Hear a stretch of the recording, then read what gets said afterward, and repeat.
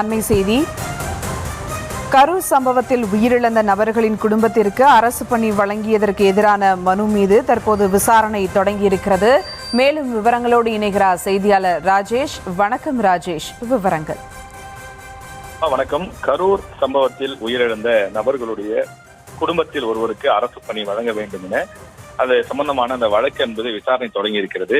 2018 அரசாணையின்படி கருணை அடிப்படையில் நியமிக்கப்பட்ட நபர்களுடைய பணியை நிரந்தரப்படுத்துவதற்கு தமிழக அரசு பணியாளர் தேர்வாணையத்தில் ஒப்புதல் பெற விலக்கு அளிக்கப்பட்டிருந்தது.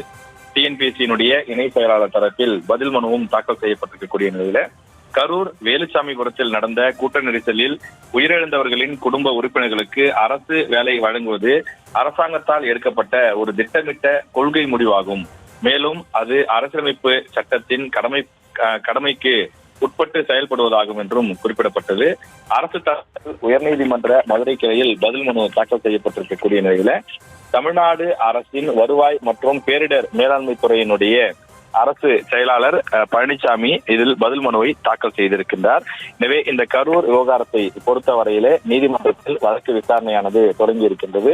எனவே அரசு வேலை வழங்குவது தொடர்பான அந்த முக்கியமான விஷயம் சம்பந்தமாக தற்போது மதுரை உயர்நீதிமன்றத்திலே, அதாவது அங்க இருக்கக்கூடிய மதுரை உயர்நீதிமன்றத்தினுடைய கிளையில, சென்னை உயர்நீதிமன்றத்தினுடைய கிளை மதுரையிலே தற்போது விசாரணை நடைபெற்றுக் கொண்டிருக்கிறது.